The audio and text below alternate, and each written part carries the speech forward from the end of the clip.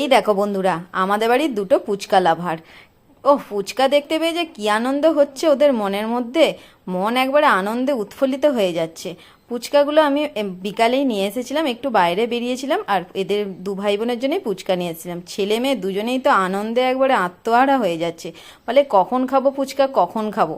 আমি বললাম ঠিক আছে, চুপচাপ বসে পড়, যেমন রাস্তায় মেলায় ফুচকা বিক্রি করে সেইভাবে তোদেরকে আমি ফুচকা দেবো।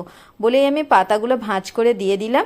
আর দেখো, এক হাতে আমি ফুচকাটা একটু ফাটিয়ে নিয়ে তারপর আলুটা দিয়ে আর তেঁতুল জলের মধ্যে ডুবিয়ে দিচ্ছি। ছেলেটা বড্ড ছোট, তাই ও পাতায় খেতে পারছে না, আর তাই ওকে একটা বাটি দিয়েছি।